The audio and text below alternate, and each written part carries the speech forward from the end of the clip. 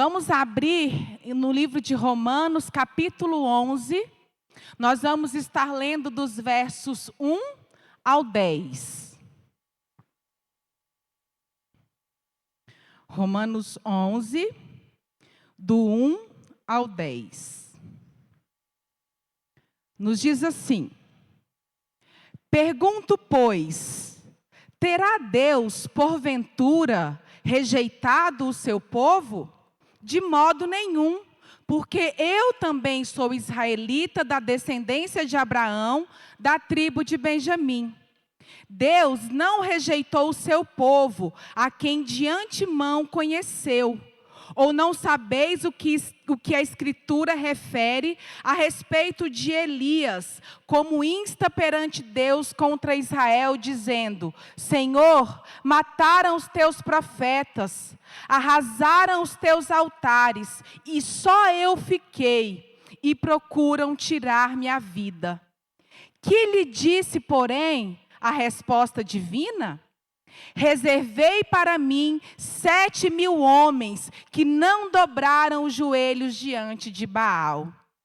Assim, pois, também agora, no tempo de hoje, sobrevive um remanescente segundo a eleição da graça. E se é pela graça, já não é pelas obras. Do contrário, a graça já não é graça. Que diremos, pois? O que Israel busca, isso não conseguiu, mas a eleição o alcançou, e os mais foram endurecidos, como está escrito. Deus lhes deu espírito de entorpecimento, olhos para não ver e ouvidos para não ouvir, até ao dia de hoje. E diz Davi: torne-se-lhes a mesa em laço e armadilha, em tropeço e punição. Escureçam-se-lhe os olhos para que não vejam e fiquem para sempre encurvadas as suas costas. Deus bendito, nós estamos aqui mais uma vez, ó Pai, diante da Tua palavra. E nós somos gratos ao Senhor, ó Deus, pelo privilégio de mais uma vez estarmos aqui e ouvirmos a Tua preciosa palavra, meu Deus. Pai amado, que o Senhor prepare cada coração presente aqui nesta noite. Ó Deus, que nós sejamos ministrados pelo Teu Espírito e que nós possamos sair deste lugar com a porção que o Senhor tem preparado para cada um de nós da Tua palavra, meu Deus. Toma cativo, ó Deus, as nossas mentes, os nossos corações. E não permita, Senhor, que nenhuma perturbação, ó Deus, nenhuma preocupação venha a roubar aquilo que o Senhor tem para nos falar nesta noite, ó Deus.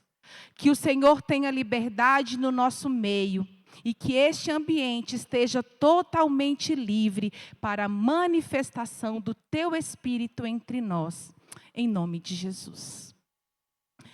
Amados, eu inicio esta mensagem dizendo à igreja que, ao analisarmos os capítulos 9, 10 e 11 do livro de Romanos, nós podemos perceber 3 fatos relevantes.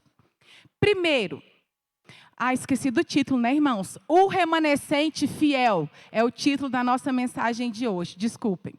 O primeiro fato relevante é que os judeus, eles não compreenderam o caminho para alcançar a salvação. No capítulo 9, meus queridos, o apóstolo Paulo, ele fala da soberania de Deus e de como os judeus não compreenderam que o caminho de Deus para que a pessoa fosse justificada não era apenas por guardar a lei. Não era também pela observância das obras requeridas pela lei de Moisés. Mas a justificação é pela fé na vinda do Messias.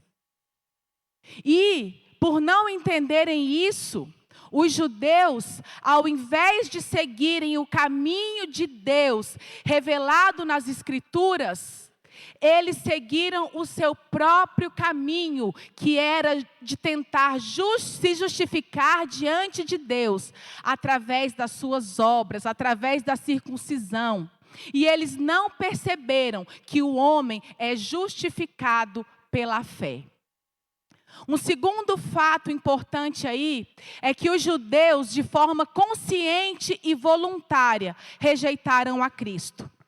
No capítulo 10, o apóstolo Paulo, ele fala da responsabilidade humana diante da soberania de Deus, que foi tratada no capítulo 9. E ele mostra como Israel, conscientemente e voluntariamente, virou as costas para o caminho de Deus e resolveu seguir o seu próprio caminho, demonstrando assim uma grande incredulidade e merecendo aquilo que Deus diz a respeito deles, lá no final do capítulo 10, no versículo 21, quando Deus diz: todo o dia estendi as mãos a um povo rebelde e contradizente. Deus, ele estava estendendo as mãos para a nação de Israel. Mas a nação de Israel, em rebelião e contradizendo o que Deus dizia, virou as costas para Deus e disse: nós seguiremos o nosso próprio caminho. E aí, depois disso, Paulo, ele faz uma pergunta que está lá no verso 1 do capítulo 11. Terá Deus, porventura, rejeitado o seu povo? E a resposta de Paulo é direta. Ele responde: de modo nenhum. Essa resposta de Paulo, meus amados, deixa evidente que Deus não irou-se com a nação de Israel a ponto de dizer que nenhum judeu seria salvo. Deus não desistiu do seu povo. E por que Deus não desistiu do seu povo? Nós temos aí um terceiro fato a ser considerado. Nem todos os judeus rejeitaram a Cristo. Há um remanescente, meus irmãos. E é disso que Paulo trata no capítulo 11 da carta aos Romanos. Ele trata do futuro de Israel. Ele manifesta a sua esperança de que os judeus venham a ouvir, venham a crer no Evangelho. Ou seja, ele fala do plano perfeito de Deus para alcançar esse povo com a sua salvação. E aí nós nos perguntamos: qual é o futuro do povo judeu? Será que esse povo se voltará como nação para o Messias? Vai chegar o momento, irmãos, em que a nação de Israel vai se voltar para Cristo. E haverá uma restauração. E essa restauração, ela vai ser tão tremenda, que a Bíblia nos diz que ela vai abençoar, que ela vai alcançar todas as nações do mundo. Amém? E quando nós falamos, meus queridos, da nação de Israel, nós identificamos dois grupos de pessoas. Existem dois grupos de pessoas presentes na nação de Israel. O primeiro é o grupo de pessoas que se converteram a Cristo. E entre as pessoas que se converteram a Cristo, nós temos aí alguns exemplos que foram dados pelo apóstolo Paulo. E o primeiro exemplo que ele nos dá é o seu próprio exemplo, né? O apóstolo Paulo, ele é uma evidência de que Deus não abandonou totalmente o seu povo. Na parte final do verso 1, Paulo diz: porque eu também sou israelita, da descendência de Abraão, da tribo de Benjamim. Considerando isso, meus amados, fica evidente que Paulo, ele foi aceito por Deus. E isso nos prova que Deus não abandonou o seu povo.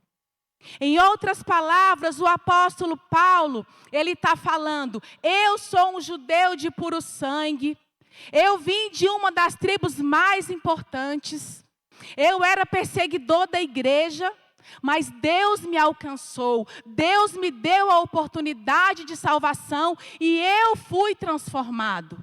Então, Deus não rejeitou o seu povo, porque eu fui alcançado, eu fui salvo. E fazendo um parêntese aqui, irmãos, sobre a conversão de Paulo, lá no livro de Atos, Lucas, ele fala por 3 vezes da conversão de Paulo. Ele fala da conversão de Paulo no capítulo 9, depois ele volta a falar da conversão de Paulo no capítulo 22, e novamente ele fala da conversão de Paulo lá no capítulo 26 do livro de Atos. E Lucas, ele fez isso não apenas para exaltar a pessoa de Paulo, mas ele fez isso para mostrar que do mesmo jeito que ele abriu os olhos de um judeu chamado Saulo, um dia ele vai abrir os olhos de uma nação inteira. Amém? Tudo isso por quê? Porque há um Israel espiritual dentro do Israel étnico. Há um grupo de Israel que crê no Messias e há outro que não crê. Dentro de Israel, meus amados, havia um grupo menor, que era composto pelos judeus crentes, verdadeiramente convertidos a Cristo. Eram aqueles que não herdavam apenas o sangue de Abraão, mas herdavam também a sua fé. Então, o apóstolo Paulo, que era um perseguidor, que achava que estava fazendo um grande favor para Deus quando perseguia e oprimia os cristãos, ele agora convertido, crente e mais do que isso, apóstolo e pregador de Jesus entre os gentios, ele é sim uma forte evidência de que Deus não rejeitou o seu povo por completo. E Paulo, ao falar de si mesmo nesse texto, meus amados, ele estava evitando que os gentios se virassem contra os judeus e dissessem que os judeus são um povo perverso, um povo que Deus rejeitou completamente, porque tendo recebido de Deus toda a iluminação e toda a graça de Deus, Deus agora os excluía completamente do caminho da salvação. Então, Paulo, ele queria evitar esse posicionamento no meio dos gentios, né? Então, para não permitir que essa atitude arrogante crescesse ou aparecesse entre os cristãos gentios, Paulo, ele então diz em Romanos 11, que Deus não rejeitou totalmente a nação de Israel, e que Ele mesmo era a prova disso, mesmo sendo descendente de Israel, descendente de Abraão, mesmo sendo um benjamita, ele estava ali, ele era um crente, ele cria no Senhor Jesus. Em segundo lugar, Paulo dá o exemplo aí do profeta Elias. Ele volta lá no Antigo Testamento, antes do nascimento de Jesus, e aí ele vai falar aí do profeta Elias. Está nos versos 2 a 4, que nos diz assim: Deus não rejeitou o seu povo, a quem de antemão conheceu.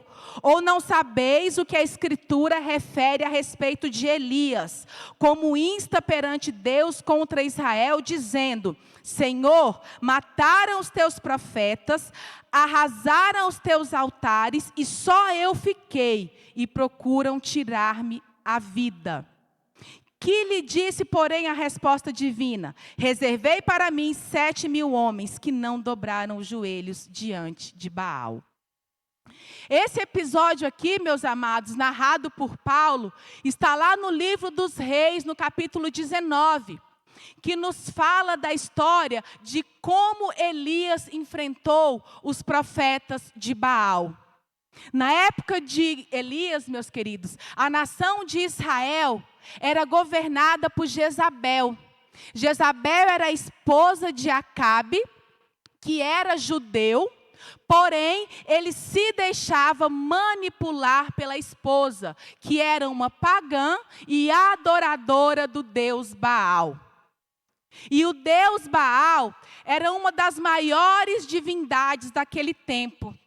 Era um deus pagão adorado por diferentes povos e que exigia, inclusive, sacrifícios humanos na sua adoração. E haviam sido levantados altares e templos ao deus Baal por toda a Palestina, onde se obrigava e forçava os judeus a adorarem a Baal. E enquanto isso, meus queridos, ia diminuindo cada vez mais as práticas religiosas relacionadas ao Deus verdadeiro. E dessa forma, Deus levanta Elias, numa época em que o baalismo era a maior religião de Israel. E em um dado momento, Elias, sentindo muito medo, ele escondeu-se em uma caverna, temendo por sua vida. E lá, ele apresentou ao Senhor 4 queixas. Primeiro, Jezabel tinha mandado exterminar os profetas de Deus, né? Então, ele diz: Senhor, mataram os teus profetas. Em segundo lugar, Jezabel acabou com os teus altares. Já não tem mais lugar onde o povo te adore, Senhor. Em terceiro lugar, ele fala para o Senhor: só eu fiquei. Eu sou o único crente aqui. Porque Jezabel, ela já acabou com todo mundo. E quem não morreu, fugiu. Ou então, está calado, adorando ao Deus Baal para não morrer. E o único aqui sou eu, o único fiel aqui sou eu. E em quarto lugar, ele termina dizendo ao Senhor que querem tirar a sua vida. Então, para Elias, meus amados, aquilo ali era o fim. Já não havia mais solução. Para ele, aquilo ali seria o fim da adoração ao Deus verdadeiro naquela terra. E aí, nesse momento, vem Deus e surpreende a Elias. E diz o que está lá no versículo 4. Reservei para mim 7.000 homens que não dobraram os joelhos diante de Baal. Deus está dizendo aqui para Elias, meus amados, você não está só. Pela minha graça, há entre a nação de Israel aqueles que não se curvaram diante de Jezabel. E é importante ressaltar aqui, meus queridos, que esse número aí de 7.000 é um número de contagem. Porque nós sabemos que tanto na Bíblia como no judaísmo, o número 7 e todos os seus múltiplos, eles significam totalidade e perfeição. Então, mais uma vez, o Senhor, Ele nos mostra que tudo o que Ele faz, meus queridos, é perfeito. Nunca deixou de existir um remanescente fiel. Mesmo no cenário mais escuro da apostasia, o remanescente, ele permanece fiel. E Paulo, ele está fazendo aqui uma diferenciação entre o verdadeiro Israel e aqueles que são meramente israelitas. Ele está fazendo uma diferenciação entre a descendência verdadeira e aqueles que são meros descendentes. E por mais, meus amados, que nós hoje estejamos vivendo num mundo corrompido, num mundo que tenta nos sucumbir a todo instante, haverão homens e mulheres compromissados com o Senhor, que viverão nesse mundo, pregando o seu evangelho, falando do seu amor às pessoas, enquanto aguardam a vinda de Jesus para buscar a sua igreja. E nós fazemos parte desse povo, nós somos os remanescentes fiéis do Senhor nessa terra. Amém? Aleluia. E em terceiro lugar aqui, meus amados, o terceiro exemplo aí dado por Paulo é dos judeus que creram em Jesus Cristo quando o evangelho foi anunciado. Está lá nos versos 5 e 6, que nos diz assim: assim, pois, também agora, no tempo de hoje, sobrevive um remanescente segundo a eleição da graça. E se é pela graça, já não é pelas obras. Do contrário, a graça já não é graça. Amados, mesmo que a maioria seja rebelde, há aqueles que ouvem a palavra de Deus e se convertem. São aqueles que entendem que a relação com Deus é uma relação individual. São aqueles que entendem que ninguém é salvo porque pertence a uma determinada nação, porque pertence a uma determinada família, ou por ter herdado a salvação dos seus antepassados. A salvação, meus amados, ela é uma decisão pessoal por Cristo. E o que lá no tempo de Elias eram aqueles 7.000 homens que não se dobraram diante de Baal, equivale aos judeus convertidos a Cristo no tempo de Paulo. E equivale também a nós, servos do Senhor, hoje. Isso torna evidente que Deus não rejeitou, não rejeita agora e não rejeitará jamais o seu povo. Ele não rompeu com os judeus, porque dentre os judeus incrédulos, Deus tem um remanescente segundo a eleição da graça, como está descrito aí nos versos 5 e 6 que nós acabamos de ler.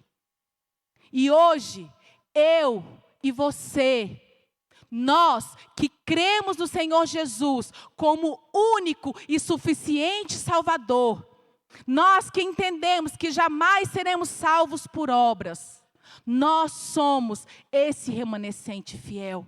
Nós fazemos parte desse grupo que foi separado pelo Senhor, segundo a sua graça e a sua misericórdia em nossas vidas. E Deus, meus amados, Ele tem conosco uma aliança que jamais se quebrará, porque o nosso Deus, Ele não é contraditório. Deus, Ele não rejeitou e Ele não rejeitará o seu povo que de antemão Ele conheceu e Ele amou. E Ele nos ama, meus queridos. E esse amor é o que mantém essa aliança dEle conosco.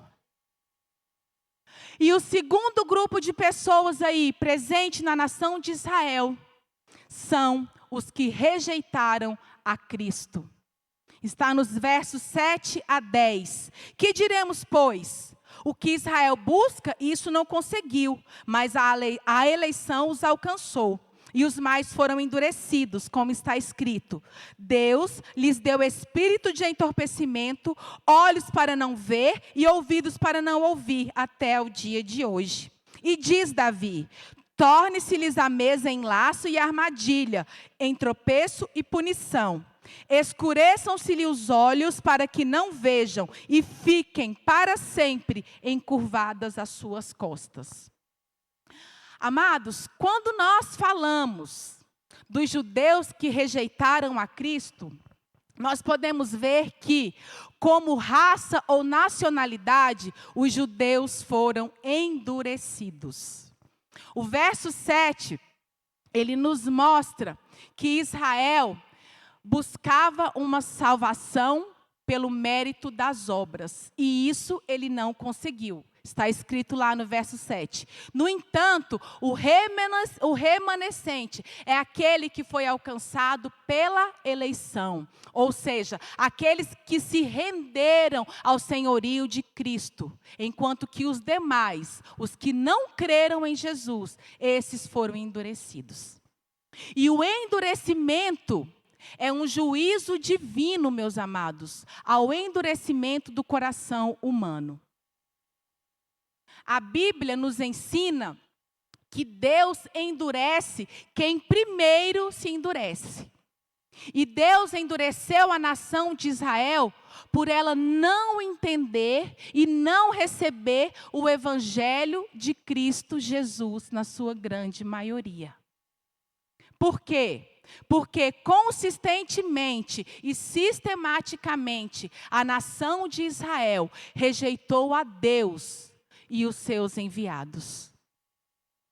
A nação de Israel rejeitou, a começar de Moisés, rejeitou os profetas, rejeitou os reis e rejeitou os juízes de Deus, que Deus havia enviado.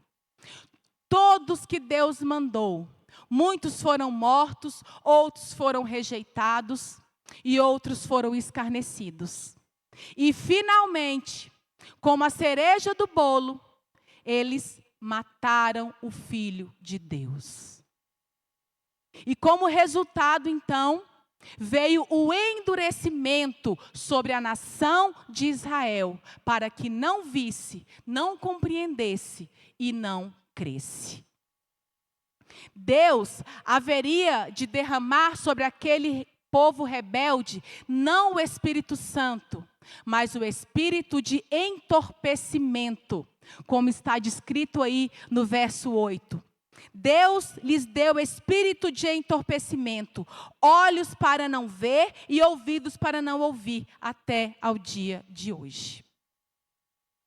A realidade do povo de Israel, meus amados, quando Paulo escrevia a carta aos Romanos, era essa. A maioria dos judeus estava entorpecida. Eles não conseguiam entender, eles não conseguiam enxergar Jesus como o Messias, como o grande Salvador. Mas com base em Romanos 9, 26, que nos diz assim: e no lugar em que se lhes disse, vós não sois meu povo, ali mesmo serão chamados filho do Deus vivo. Hernandes Dias Lopes, ele usa esse versículo para ressaltar, no seu comentário do livro de Romanos, que o endurecimento de Deus não é rejeição, mas é uma situação que permanece em aberto. E amados, quando nós paramos para ver a nossa realidade hoje, nós vimos que não é muito diferente. A maioria das pessoas, elas não têm Jesus como seu Salvador. As pessoas, elas parecem estar anestesiadas, elas estão insensíveis para as coisas de Deus. Portanto, meus amados, nós, a igreja de Deus, nós precisamos continuar intercedendo, continuar orando por todos aqueles que se encontram entorpecidos e anestesiados nesse mundo. Nós precisamos orar urgentemente para que haja um despertamento, para que haja libertação e haja salvação de almas. Esse é o nosso papel enquanto crentes, enquanto cristãos convertidos a Cristo. Hoje, os corações estão endurecidos, estão insensíveis. Os corações estão tomados pela vaidade, pelo orgulho, pela falta de tempo e tantas outras coisas que têm sido empecilho para as pessoas se converterem a Cristo. Muitos acham que porque são pessoas íntegras, porque são pessoas corretas, honestas, porque não fazem mal a ninguém, Muitas acham que isso já é suficiente para serem salvas. Mas nós sabemos que isso não é o que salva as pessoas. Porque nós não somos salvos pelas obras. Nós somos salvos pela graça de Deus quando nós entregamos as nossas vidas a Jesus. E as pessoas, elas precisam entender que elas devem crer em Jesus e saber que o caminho da redenção é pela graça e não por obras. As pessoas precisam entender que devem crer em Jesus Cristo como seu Senhor e Salvador e que a sua esperança deve estar nele e somente nele. Agora mesmo, nós temos na nossa região, por esses dias, a festa do Muquem, onde centenas e até mesmo milhares de pessoas estão lá nesse momento agora, realizando práticas pagãs, adorando a falsos deuses, fazendo sacrifícios em vão, andando quilômetros e quilômetros a pé, subindo escadarias de joelhos, e tudo isso em vão, porque o maior e mais perfeito dos sacrifícios já foi feito por Jesus na cruz do Calvário, quando Ele morreu por mim e por você, quando Ele pagou um alto preço pelos nossos pecados, e por isso hoje nós somos livres e libertos de todo e qualquer sacrifício, para a honra e glória do nosso Deus. Que Deus tenha misericórdia dessas vidas, meus amados, e dê a elas uma oportunidade de salvação. Em segundo lugar, quando nós nos referimos aos judeus que rejeitaram a Jesus, nós percebemos que aquilo que era bênção tornou-se um impedimento na vida daqueles que rejeitaram a Cristo.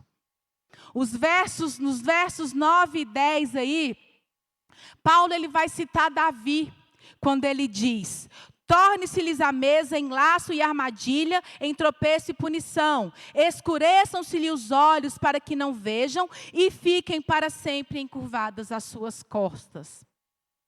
A expressão torne-se-lhes a mesa em laço significa, meus queridos, que as bênçãos daquele povo se transformaram em fardos e em julgamentos. Foi isso que aconteceu com Israel. Tudo aquilo que eles receberam de forma exclusiva do Senhor, todas as bênçãos espirituais que deveriam conduzir aquele povo a Cristo, em vez disso, essas bênçãos, elas se tornaram uma armadilha e os impediram de chegar a Cristo. Ou seja, as próprias práticas e observâncias religiosas daquele povo tornaram-se substitutos para a experiência real de salvação. E olhando para os nossos dias, infelizmente, nós nos deparamos com pessoas que permitem que outras coisas ou outras pessoas ocupem o lugar que Deus deve ocupar em suas vidas. As bênçãos que essas pessoas recebem de Deus ocupam o lugar do próprio Deus na vida dessas pessoas. E eu falo aqui de trabalho, cônjuge, bens materiais. Tudo isso pode ocupar o lugar de Deus na vida das pessoas. E essas pessoas, elas alegam que elas não têm tempo de ir à igreja, porque elas estão trabalhando demais, porque elas precisam cuidar dos seus filhos, porque elas precisam cuidar da casa e assim por diante. Mas a palavra de Deus, ela nos diz: buscai ao Senhor enquanto se pode achar, invocai-o enquanto está perto. Existem pessoas, meus amados, que dizem que vão viver a vida primeiro, porque elas estão muito novas para renunciar aos prazeres dessa vida. E elas simplesmente ignoram o fato glorioso de ter Jesus morrido na cruz no lugar delas. E mais uma vez eu digo, que Deus tenha misericórdia dessas vidas e dê a elas uma oportunidade de salvação. Amém? Então são esses, meus amados, os dois grupos de pessoas presentes na nação de Israel. Os que creram em Jesus e os que não creram em Jesus.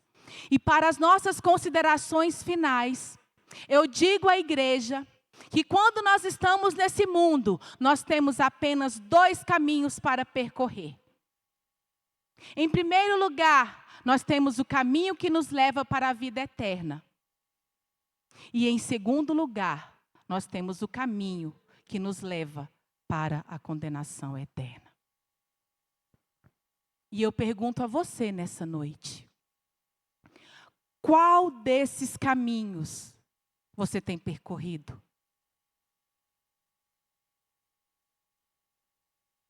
Com qual dessas pessoas citadas nessa mensagem você se identifica? Você se identifica com o apóstolo Paulo? Você é uma pessoa que verdadeiramente renasceu em Cristo, é apaixonada pelo Evangelho? Você está realmente disposto a pagar o preço que for para que o nome de Jesus seja conhecido em nossos dias?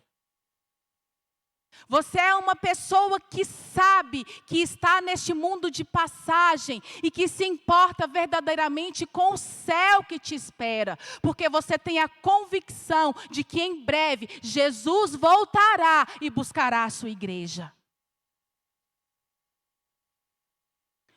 Ou você se identifica com Elias, por estar se sentindo só neste momento, por achar que você está sozinho na batalha. Saiba que você não está só.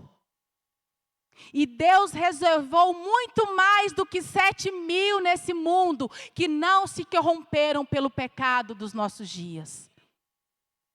E se você não tem a ajuda que você gostaria dentro da sua casa para servir a Deus, é porque Deus te escolheu para ser um remanescente fiel lá na sua casa. E não é para você desistir, não é para você se entregar. Se as outras pessoas, elas fecharam a porta para Jesus, permaneça você com a porta aberta, aonde você estiver. Lá no seu trabalho, seja um remanescente fiel lá. Fale de Jesus para todos que estão à sua volta. Não apenas com palavras, mas também com o seu testemunho, com a sua atitude.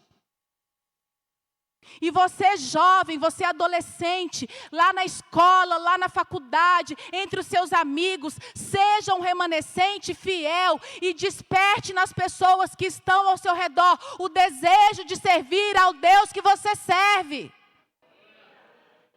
Porque os olhos de Deus, eles estão sobre nós, porque Ele jamais nos abandonará.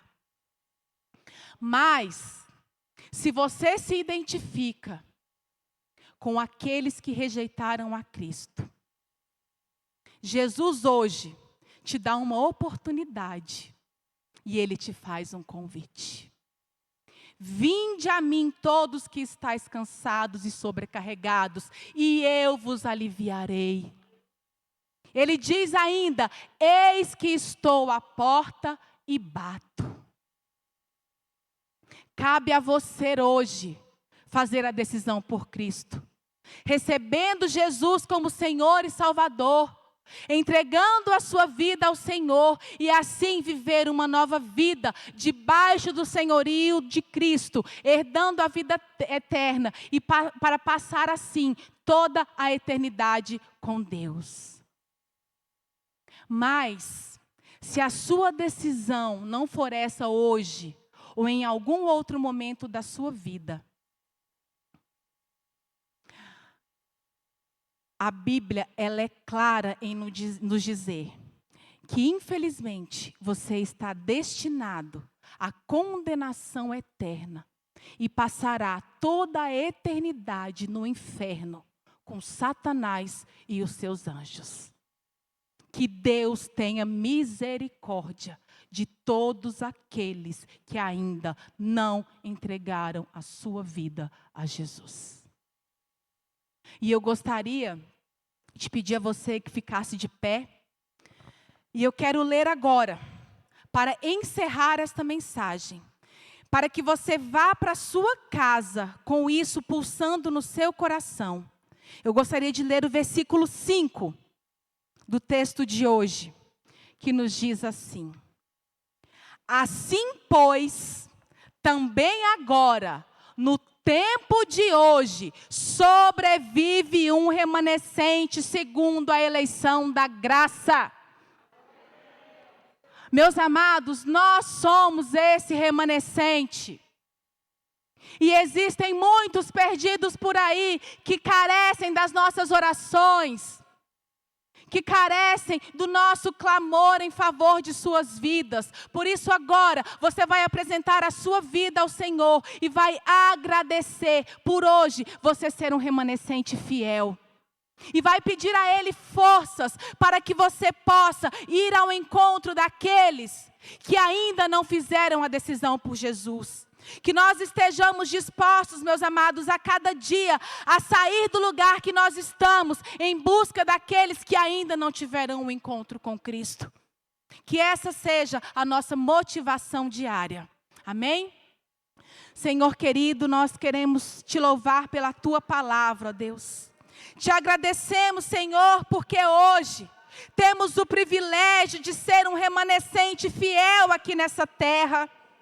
Somos fiéis ao Senhor, somos fiéis à tua palavra e queremos a cada dia pregar o teu evangelho, levar as boas novas de salvação a todos aqueles, ó Deus, que estão perdidos, que estão na escuridão, que estão sujos de lama do pecado, de tudo aquilo que tem roubado, ó Deus, destas pessoas, ó Pai.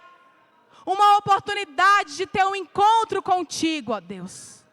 Ajuda-nos, ó Deus, nos fortaleça a cada dia, para que sejamos verdadeiros instrumentos em tuas mãos, para pregar o teu evangelho, como remanescentes fiéis que somos nessa terra.